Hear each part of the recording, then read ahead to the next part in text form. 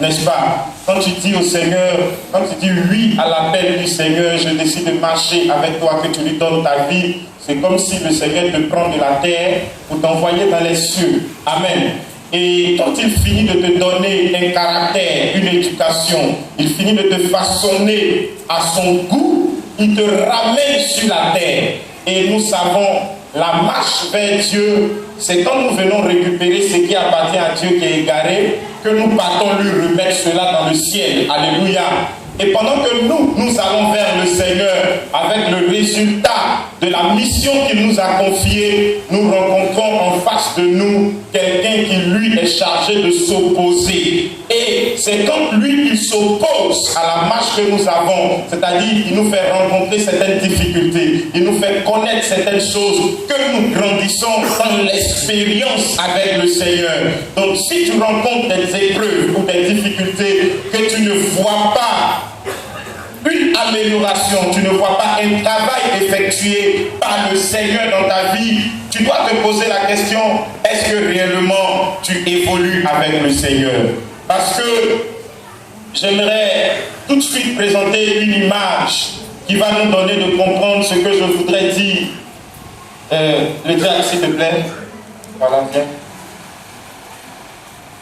Le diacre quitte vers le peuple pour venir vers moi. Il quitte vers le peuple, donc pas d'abord vers le peuple, et il vient vers moi.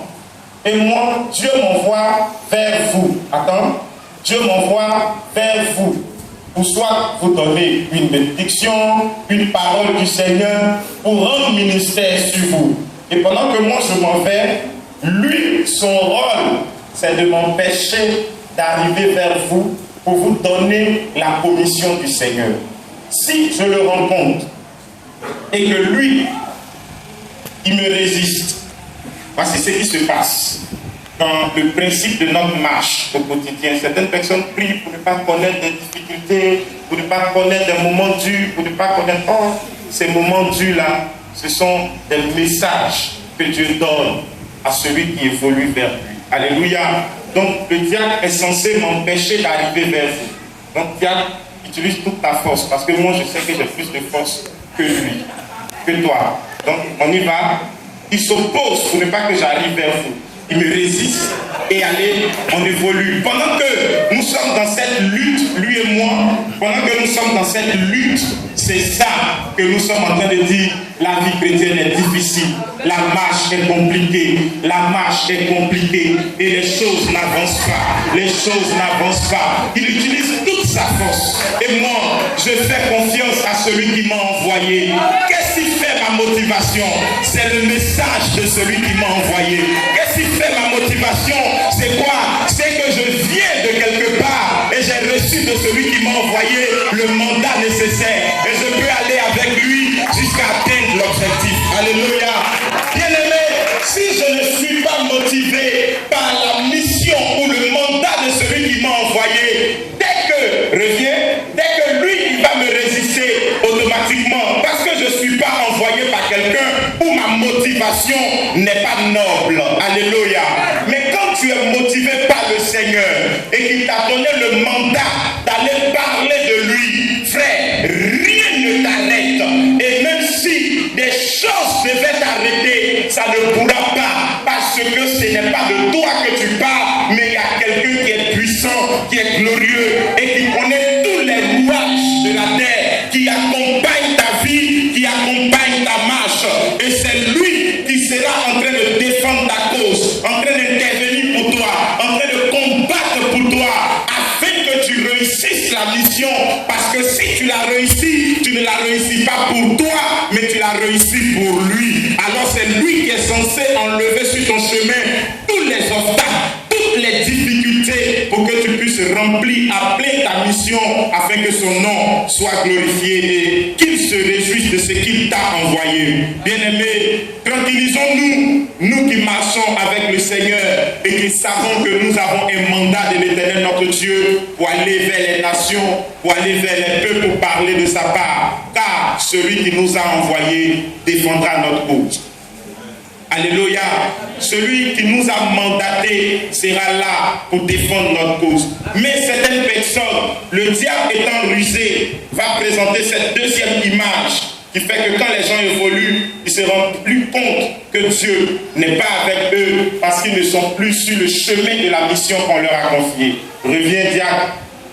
Et vous allez voir que cette fois-ci, le diable, qu'est-ce qu'il fait? Quand il vient et qu'il s'oppose à toi, il te fait tourner en rond. Il te fait tourner en rond.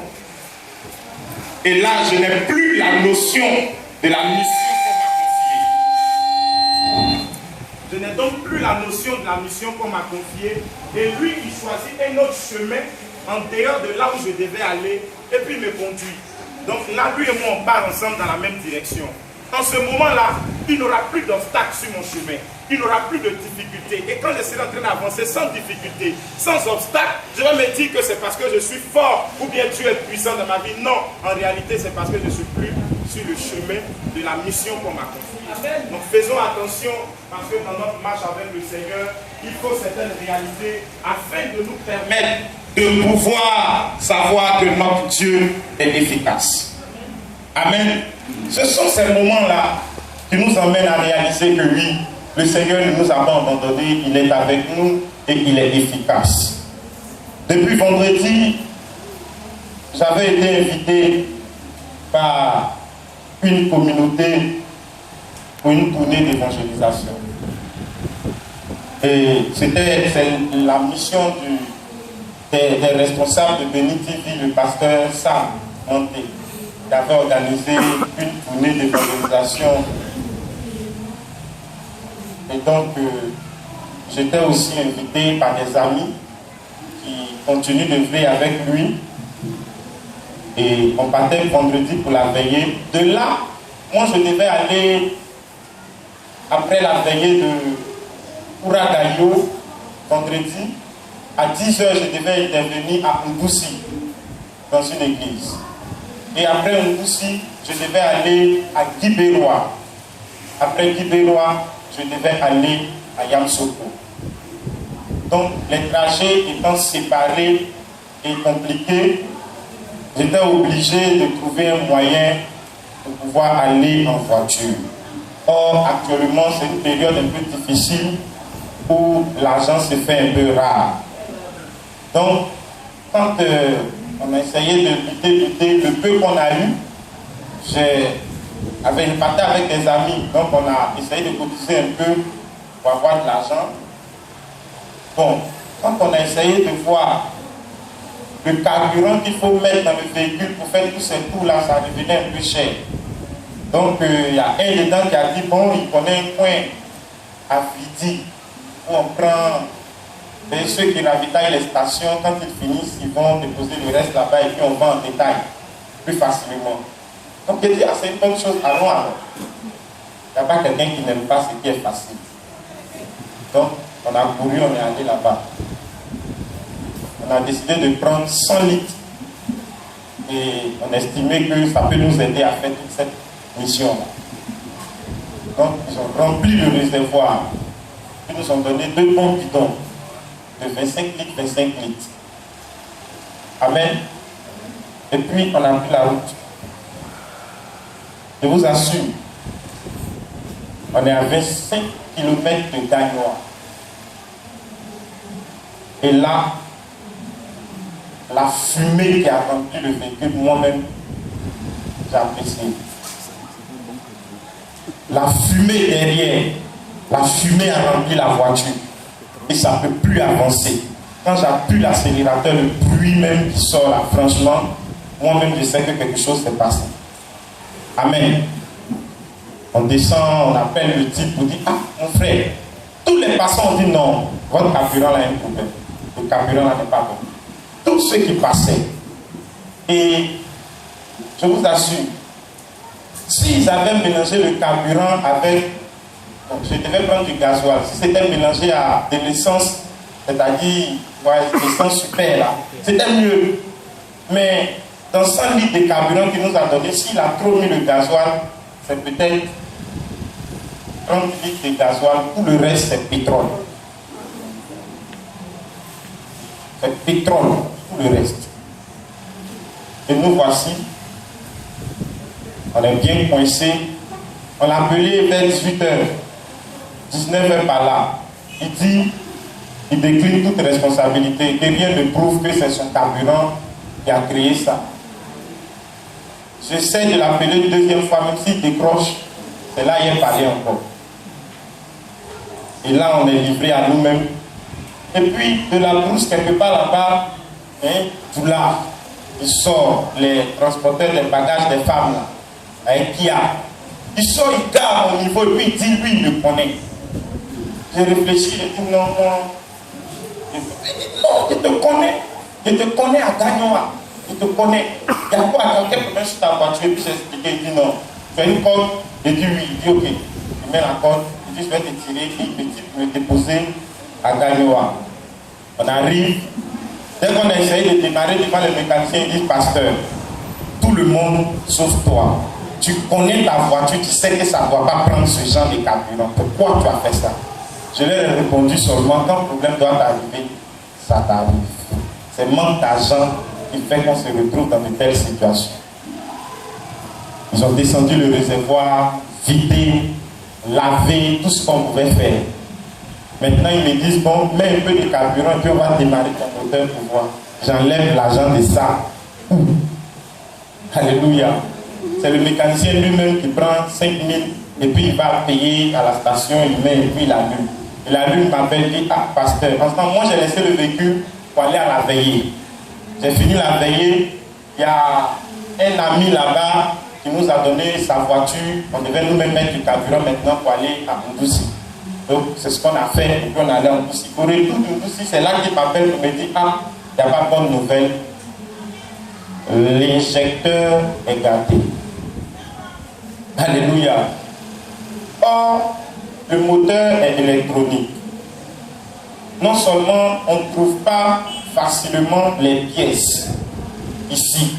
Ils me disent que si je veux pièces de cette voiture d'aller au Ghana. Bon, la deuxième chose, c'est que j'ai appelé à Abidjan ici le ferrailleur que je connais. Je l'ai appelé, il est allé. Quand il m'a appelé comme ça, il dit pasteur, voiture là, il faut laisser là-bas d'abord, puis viens à Abidjan. Après, tu vas voir ce que tu peux faire.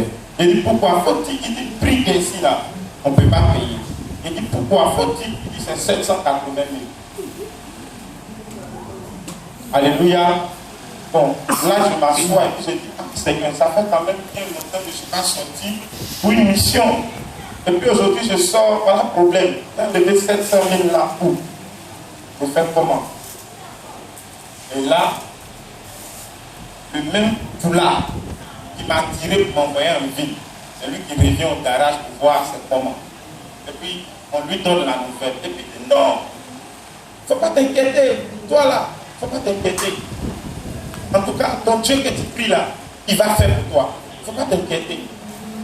Que si tu partais, comment on appelle ça? Faire faro là, c'est ça, tu avais un problème. Mais si tu partais pour bonne chose, il ne faut pas t'inquiéter.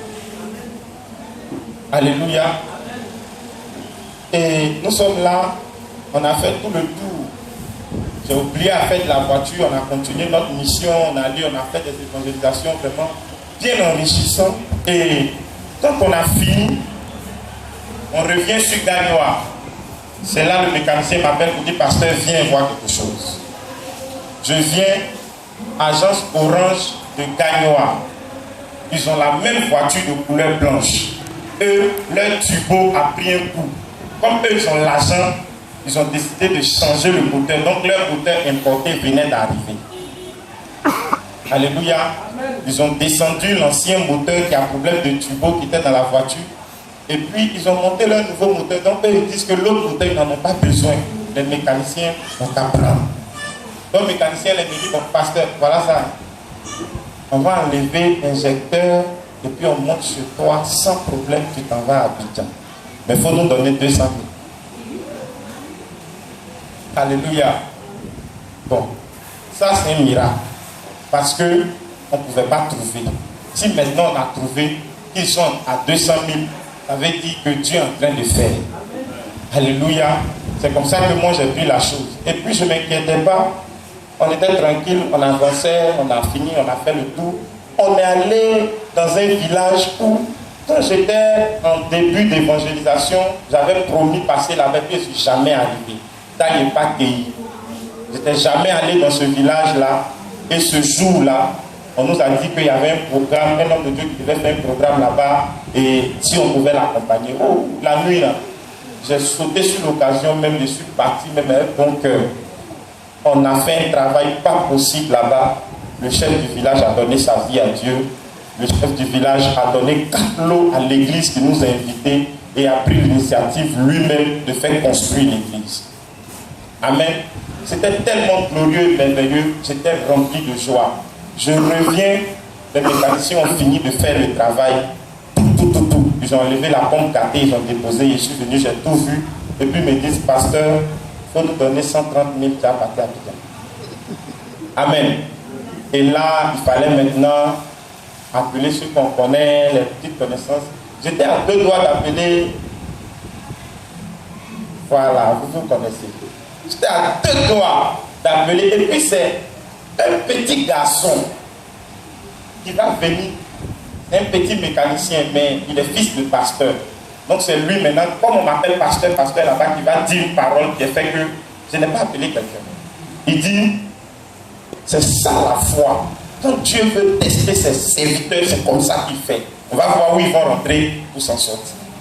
Le petit, c'est lui qui dit ça. Peut-être trop, 12 ans, 13 ans comme ça. Amen.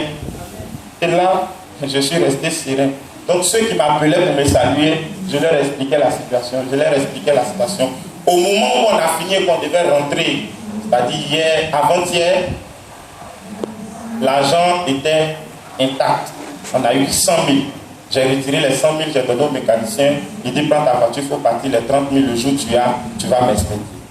Amen. Amen. Donc, je réalise que quand tu te déplaces pour la cause du Seigneur et pour les choses de Dieu, lui, Dieu, il prend soin de te sécuriser, de te garder et de prendre pour que son nom, en fin de compte, soit glorifié. Amen. Si la voiture n'était pas tombée en panne, on allait faire que 3 ou 4 jours et puis revenir sur Abidjan. Mais comme c'est tombé en panne, on a fait 1 semaine. Et les 1 semaine, on a sillonné d'autres villages pour parler de Jésus. Et après ça, la bonne chose, c'est que je n'avais plus les contacts des autorités de la ville de Gagnoa parce que ça faisait longtemps que j'avais quitté la ville et je n'étais plus en contact avec eux. On a changé beaucoup de personnes pour ça. Maintenant, il y a un parmi nous qui dit qu'il veut qu'on parte saluer sa tante au conseil général régional de Gagnoa, c'est à Libreville. Donc on arrive dans la cour et puis le directeur d'une radio me dit, ah prophète, il y a longtemps, viens, on va aller faire l'émission. Dans la séance tenante, on va pour une émission sur les antennes de la radio. Et pendant qu'on j'étais en train de prêcher sur la radio, des gens ont appelé pour l'homme qui est en train de prêcher là. On voulait son contact, tout. Et ceux-là décident d'organiser une campagne d'évangélisation pour prêcher ce genre de message qui passait à la radio sur 1 mois dans la ville de Gagnoa. Et là, c'est le maire, le président du conseil régional, c'est-à-dire, comment il s'appelle, DJ Bagnon, leur groupe là, qui décide d'organiser une tournée de ce genre pour parler de telles choses. Donc je voudrais bénir le nom du Seigneur, parce que tout ce qu'il fait est bon. Quand il y a une situation, ne t'inquiète pas, pourvu que tu sois sûr que le Seigneur est de ton côté. S'il n'est pas de ton côté, inquiète-toi, parce qu'il n'aura pas de remède pour toi. Mais si le Seigneur est de ton côté, tranquillise-toi, quel que soit le problème, la solution sera là et le nom du Seigneur sera glorifié. Ne pleure pas parce que les pleurs ne servent à rien. Et en réalité, les pleurs sont pour les faibles. Or, celui qui marche avec le Seigneur, il est fort. Arrête de pleurer et confie-toi en l'Éternel. Vérifie dans ta vie si le Seigneur est encore là et encore la place la plus importante dans ton cœur. Si c'est le cas, le problème que tu connais aujourd'hui sera la source de ta gloire de demain. Car c'est par ce problème que le Seigneur passera pour glorifier son nom dans ta vie. Car tous ceux que j'ai connus dans la parole de Dieu ne sont pas devenus grands pour rien. Ils ont connu des situations et c'est à partir de ces situations qu'ils sont devenus grands. Quel est le problème que tu connais aujourd'hui? Ce problème te révélera et le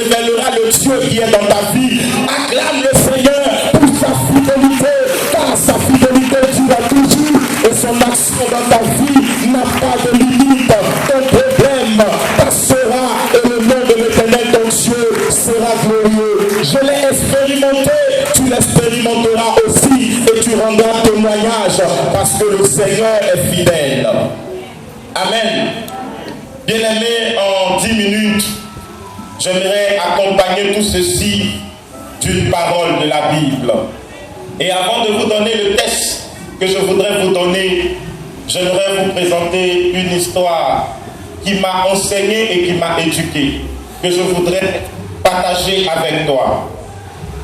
Une femme était chez elle à la maison un jour et voici que par inattention, 3 hommes, 3 vieilles personnes d'ailleurs sont entrées dans sa cour et se sont assis dans son gazon.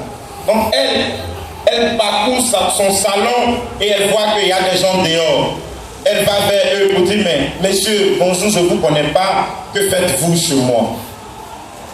Les hommes lui disent, rien de particulier, on avait juste besoin d'un endroit pour se reposer. Et elle va leur dire, je sais que vous avez faim, entrez dans mon salon, je vais vous donner à manger. Et les hommes se regardent tous les 3 et ils disent à la dame, il y a un qui prend la parole et il dit, lui son nom c'est succès. Le nom du deuxième auprès de lui c'est richesse. Le 3e s'appelle amour. Le problème c'est que les 3 ne peuvent pas entrer dans la maison en même temps. Il faut que la femme choisisse d'entre les 3 une personne qui pourra entrer chez elle. Donc, ils lui disent, va et réfléchis. Si tu réfléchis, viens nous donner la décision que tu auras prise afin qu'on puisse passer à l'action. Et voici ce qui va se passer. La femme va voir son mari et elle lui explique. Le mari, sans réfléchir, dit, mais c'est très bien, c'est une bonne nouvelle parce que là, on nous donne le choix, on nous donne le libre choix de dire qui peut venir manger chez nous. Il faut appeler richesse et dire qu'on le reçoit à notre table. Je sais que nous tous, c'est ce qu'on fera parce qu'on a tous besoin d'argent. Alléluia. Et la femme, elle n'était pas trop d'accord avec le monsieur. Elle avait juste voulu que ce soit succès qui vienne chez elle. Parce qu'elle veut réussir dans tout ce qu'elle fait. L'une des choses qui dérange l'homme, c'est que l'homme, quand il entreprend, il veut forcément réussir. Or, ce n'est pas dans tout forcément qu'on peut réussir ou bien réussir dans l'immédiat. Alléluia. Et ils avaient une fille, c'est elle qui va dire une chose. Elle dit, ah, papa et maman, je vous ai entendu parler. C'est vrai que l'autre veut succès, l'autre veut richesse, mais moi j'aurais aimé que l'amour vienne. Car si l'amour vient et remplit notre maison, à cause de l'amour, maman et papa, nous serons heureux et nous allons bénéficier de d'autres choses. Quand la petite fille a dit ça, le papa et la maman sont regardés et ont dit oui, la fille a raison. Ils vont dehors et ils disent au vieux père, amour, c'est toi que nous recevons chez nous. Quand ils ont dit à Amour que c'est toi qu'on reçoit, il s'est levé. Et pendant qu'il avançait dans la maison, succès le suivait, richesse le suivait. Et la femme dit, mais je ne vous ai pas invité. Et ils vont prendre la parole pour dire, en réalité, dans l'amour, il y a le succès et il y a la richesse. Donc, sans amour, si tu avais choisi richesse, nous 2 autres, on serait assis. Mais en réalité, quand tu choisis l'amour, dans l'amour, il y a tout ce que tu pourrais chercher. Voilà pourquoi le Seigneur, en venant sur la terre, n'a pas manifesté pour nous de la richesse ni du succès, mais il a manifesté de l'amour. Bien-aimé mon frère, bien-aimé ma soeur, ta chrétienté a besoin d'amour, a besoin de beaucoup d'amour. Le problème avec l'amour, c'est qu'il y a toutes sortes d'événements pour empêcher notre amour de se manifester. Ça peut venir de ton mari, ça peut venir de tes enfants, ça peut venir de tes conseillers, ça peut venir de ton pasteur, ça peut venir de tes collègues, ça peut venir de tous tes oncles, tes tantes. Mais c'est que tout sera mis en place pour ne pas que ton amour grandisse et excelle. Parce qu'on sait une chose, celui qui a réussi à adopter l'amour et a fait de l'amour son ami fidèle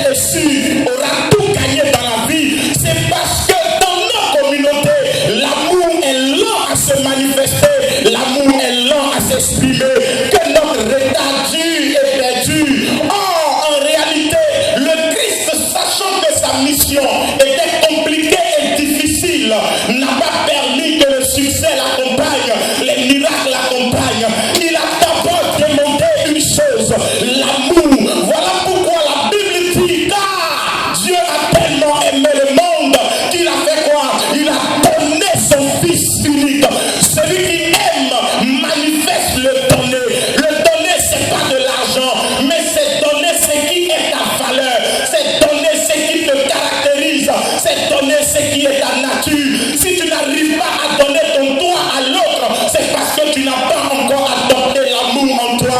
Car le Christ a aimé et il a donné ce qu'il avait de chair, qui était son Fils unique. Toi, si tu as de l'amour, je t'en prie, je t'en supplie, donne ton meilleur, et ton meilleur c'est ta dignité.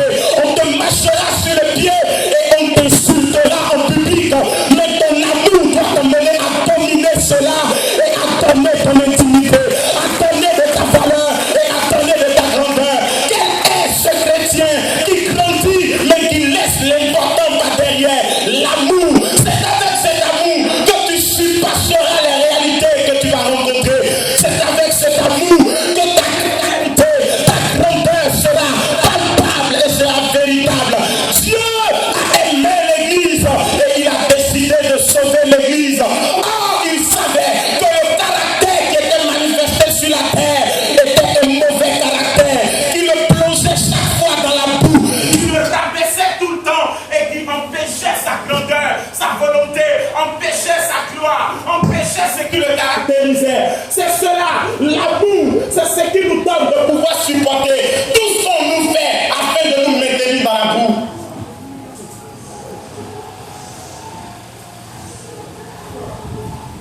Il ne l'a pas fait une fois, il ne l'a pas fait deux fois. Il a manifesté cet amour tout le temps.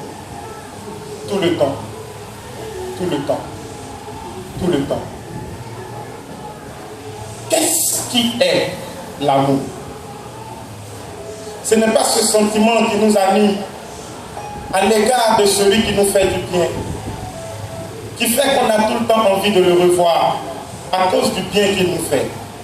Ce n'est pas ce sentiment qui nous anime, qui nous donne envie de revoir une personne parce qu'elle est si belle et qu'en sa présence, on sent comme de la tranquillité ou de la sécurité. Non, ce n'est pas ça l'amour. Ce n'est pas ce sentiment qui m'anime quand je reçois beaucoup de dons d'une personne, qui fait qu'en retour, je me sens obligé d'aller tout le temps vers elle, de prendre de ses nouvelles, de savoir comment elle va. Ça, ce sont les relations affectives de la vie. Mais ce qui est l'amour, oh frère, c'est celui-là qui tout le temps, quand il me voit, il manifeste du dédain. Quand il me regarde, il ne voit rien de bon en moi. Quand il s'approche de moi, il sait me rabaisser, il sait où appuyer et j'aurai mal. Il sait que dire pour que je sois Christ, il sait que dire pour me ravir ma joie. Ça, et malgré qu'il le fait, malgré qu'il le manifeste, j'ai toujours en moi quelque chose de fort, quelque chose de puissant, qui me donne de toujours demander après lui, aller vers lui, me rabaisser à son niveau, et sachant qu'il marchera sur moi, mais je viens à ses pieds. Pourquoi? Parce que l'amour, c'est cette force qui m'habite de mourir pour que l'autre se réjouisse. Et si c'est m'insulter qui fait sa joie, je meurs pour qu'il continue de m'insulter, afin que lui vive et que moi je ne vive plus. L'amour, c'est ce sentiment qui m'anime, qui me donne de manifester une nature qui va me rendre faible et qui va rendre l'autre fort. Qu'est-ce qui le rendra fort? Je ne sais pas. Peut-être c'est quand il mettra son doigt dans mon visage qu'il sera fort. Comme moi, ça ne me plaira pas. Ça va toucher à mon ego, mais je dois le laisser faire parce que je veux qu'il sache que je l'aime. Oh, le Christ m'a aimé. Il savait que j'étais un bagarreur, mais il m'a aimé quand même. Il savait que j'étais un menteur, mais il m'a aimé quand même. Il savait que j'étais un voleur, mais il m'a aimé quand même. Comment je suis qu'il m'a aimé? C'est quand j'ai fini de voler, quand je savais que je méritais la prison. Et lui il m'a dit non, je ne te mettrai pas en prison. Je te laisse vivre librement pour que tu saches que je t'aime encore. Frère, quelqu'un nous aime et nous apprend à nous aimer. Mais le problème c'est qu'on ne réalise pas et on ne remarque pas l'amour que lui manifeste pour nous tout le temps. Ça fait, quand nous, c'est difficile de nous manifester de l'amour. Quand ton frère arrive à faire quelque chose qui te dérange, la force d'aller vers lui te manque. Et ça arrive à nous tous. J'ai eu un temps de froid avec le pasteur Joël, parce que j'estimais que le pasteur Joël pouvait juste manifester un peu de considération pour moi, un peu d'amour pour moi. J'ai jamais eu la force de le lui dire, mais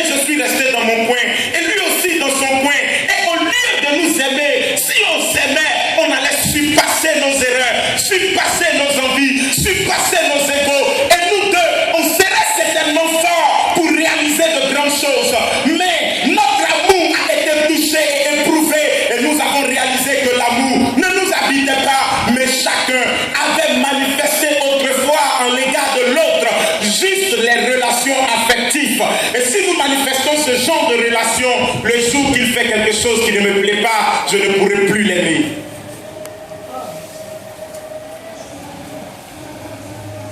Je voulais parler ce matin de la valeur de l'homme qui quitte l'état animal et qui arrive chez Dieu. Mais depuis hier, il y a un phénomène bizarre qui s'est produit en moi.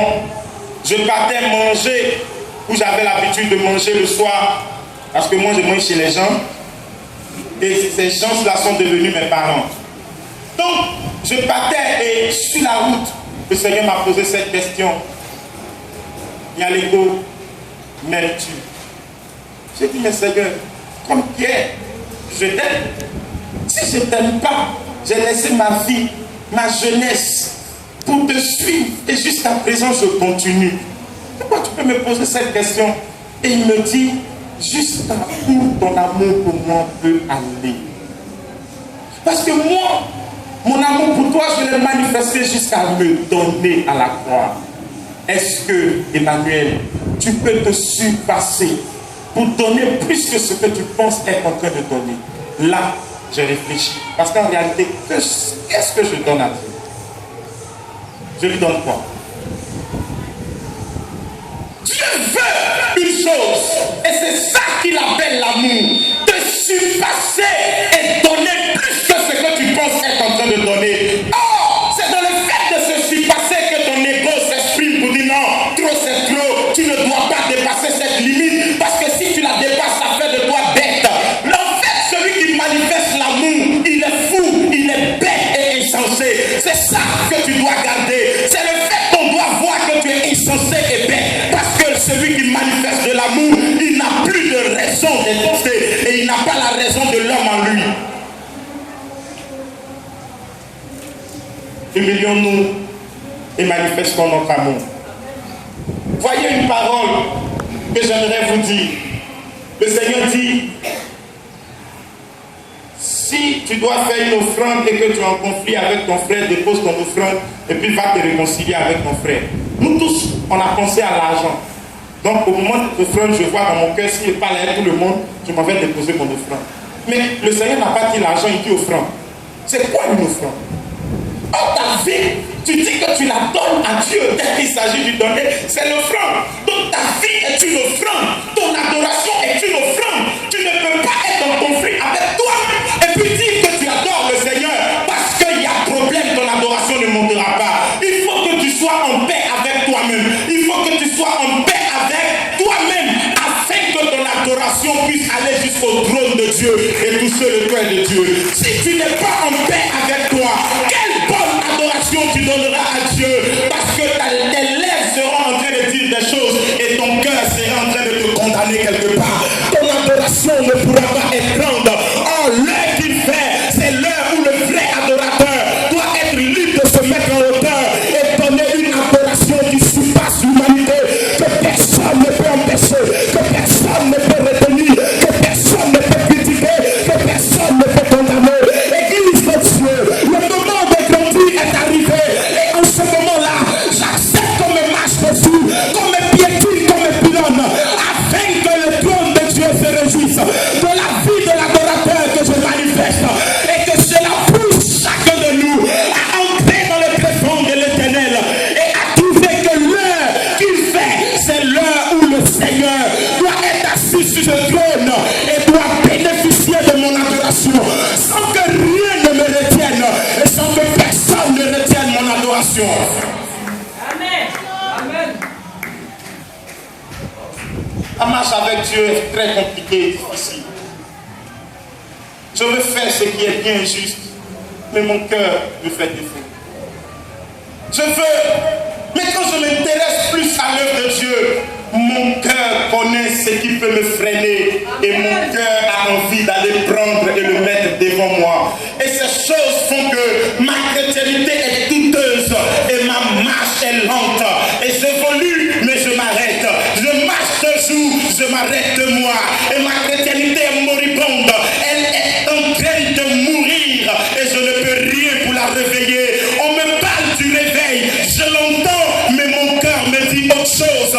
Et mon cœur ne pense qu'à mon ego et me donne toujours en moi des choses qui expriment qui je suis en réalité. Non, c'est moi qui suis ci, c'est moi qui suis ça. On doit faire aux autres et non à moi, parce que moi, c'est ta mauvaise organisation interne qui empêche la gloire de Dieu de se manifester dans ta vie. Qui es-tu? Va au cimetière, tu verras que les plus grands talents de l'humanité sont couchés là-bas et n'ont jamais pu s'exprimer. Va à l'hôpital, tu réaliseras que les grandes personnes et personnalités luttent auprès du Seigneur, lui demandant la santé tous les jours. Tu verras que la vie est précieuse. Et si là-bas tu n'as pas eu d'enseignement, tu n'as pas eu d'éducation, il y a un autre endroit que j'ai l'habitude de visiter. Et un jour, sortant de là-bas, une dame va dire une parole qui me dérange. Elle dit: ma soeur, parce que l'autre était sortie de là-bas. Et comme elle était sortie, elle est venue visiter les autres dans cet endroit. Et qu'est-ce qu'elle va dire? Elle dit: ma soeur, comment tu as pris le vent de la liberté? Frère, tu veux savoir qui est l'homme? Va à la prison. Tu verras que l'homme lutte devant Dieu tous les jours pour avoir ne serait-ce que la liberté. Parce que des gens sont là pour te priver de ta liberté. Et quand ils savent que quelque chose résulte à ton cœur, ils bloquent cette chose, ils arrêtent cette chose et ils ne veulent pas que tu sois libre et que tu puisses bénéficier. Nous tous ici présents, nous sommes dans cette position de prisonniers parce que les réalités de la vie bloquent ce qui va nous donner notre liberté et l'expression de la liberté. Tu penses que tu es libre, tu n'es pas libre, tu es un prisonnier ambulant parce que quelque part tes actions t'ont déjà condamné. Et la véritable prison de l'homme, ce n'est pas quand tu te retrouves dans une cellule quelque part, c'est quand ta conscience t'a condamné. Des actes que tu poses dans le secret, que tu penses que personne ne voit, mais que Dieu voit. Et tu peux marcher, aller où tu veux, mais ta conscience te dit: tu n'es pas saint, tu n'es pas propre. Tous ici, nous avons notre deuxième maison, qui est la prison. C'est pourquoi approchons-nous à l'Éternel notre Dieu. Et s'il te plaît, le moment qu'il fait, ce n'est pas de rester dans ton petit coin et dire: c'est moi qui suis bon et l'autre est mauvais. C'est une erreur. Amen. C'est une erreur, et une erreur d'ailleurs très grave. Peuple du Seigneur, je voulais parler dans notre thème. Excusez-moi de déborder. Je pense que j'ai juste mis mon être à la disposition de ce que le Seigneur voulait dire à son Église. Si quelqu'un a des oreilles, qu'il comprenne ce que l'Esprit dit aux Églises. Notre amour. Notre amour. Le Seigneur dit qu'il revient et il se présente à l'image de l'époux qui dit qu'il revient. Et donc, l'Église doit se préparer à attendre l'arrivée de l'époux. Bizarrement, la parole de Dieu a écrit qu'il y avait 10 vierges.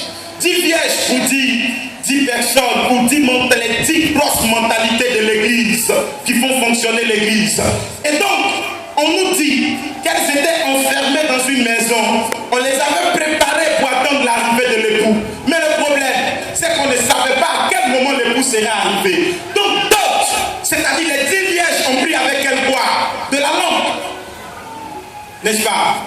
Les 10 femmes vierges avaient la lampe avec elles. Mais 5 se sont démarquées. Et qu'est-ce qu'elles ont pris d'autre? Elles ont pris l'huile. Alléluia.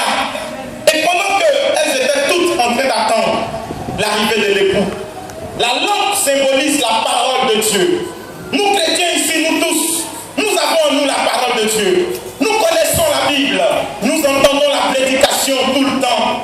Mais les 5 autres femmes vierges ont associé à la parole qu'elles avaient l'huile qui est symbole du Saint-Esprit, de la présence de Dieu. Donc l'huile associée à la parole qu'elles avaient, elles pouvaient attendre pendant longtemps l'époux. Or, celles qui avaient seulement que la lampe, c'était symbole de la parole. Arrivé à un moment, si la parole que tu as n'est pas accompagnée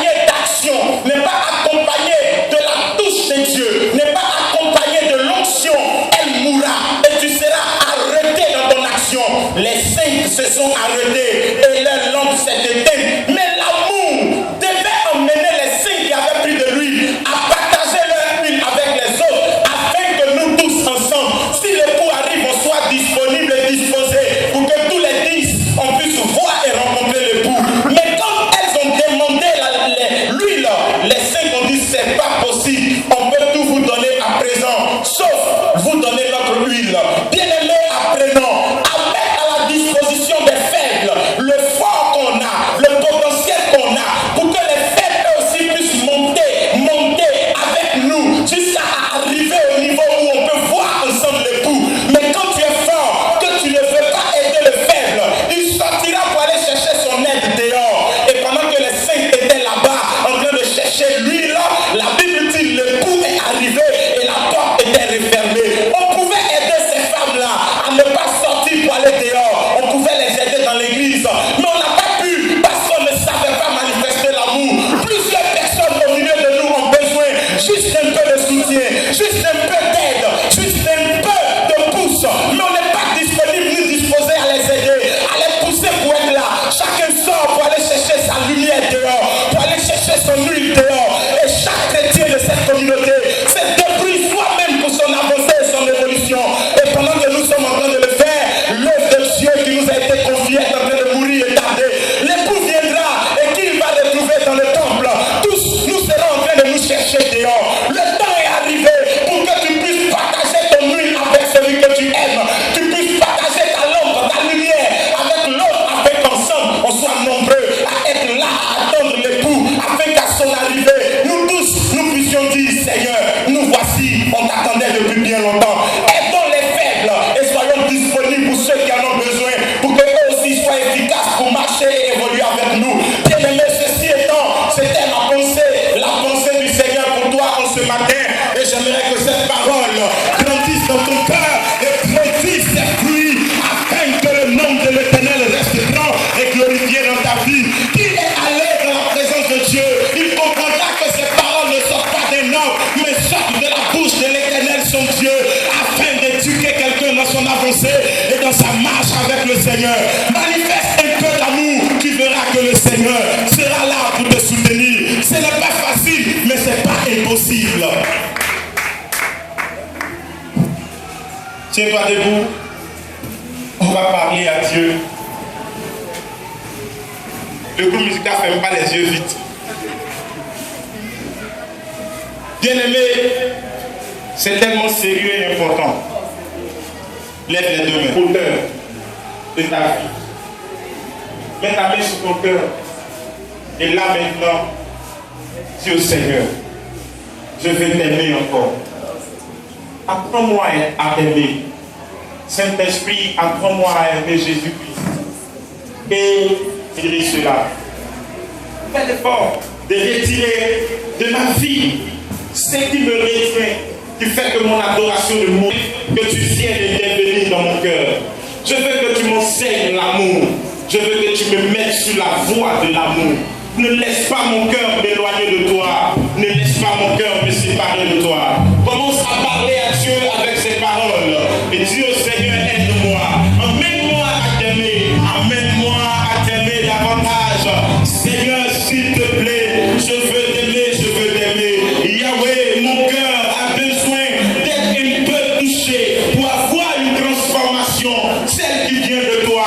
J'ai emprisonné des gens dans mon cœur et en les emprisonnant, je me suis emprisonné moi-même.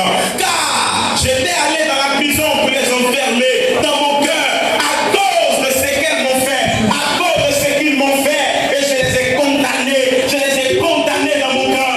Et j'ai jeté la clé de la prison loin au monde afin de libérer de mon cœur ce que j'ai emprisonné pour que ma marche et ma chrétienté soient efficaces et que mon action porte devant le trône de mon Dieu éternel. Voici mon cœur que je tale devant toi. Voici mon cœur que je tale devant toi. Je libère aujourd'hui par ta parole que j'ai entendue tout ce que j'ai retenu prisonnier dans mon cœur. Je les libère en ce jour. Et toutes les paroles de malédiction que j'ai dû prononcer à leur égard et à leur endroit, je rédis ces paroles, éternel mon Dieu, car la parole de celui qui t'adore est efficace. Et je ne voudrais pas être le coupable de ces erreurs qui arrivent aux autres. Je ne voudrais pas être le coupable. Seigneur, aide ma chrétienté à aller de l'avant. Aide ma vie à aller de l'avant. Saint-Esprit de Dieu, je dispose mon cœur devant de toi. Et ne me parle à Dieu tous les cas de ton cœur. Et tous les prisonniers de ton cœur doivent être libérés. Tous les prisonniers de ton cœur doivent être libérés. Car la parole de Dieu vient pour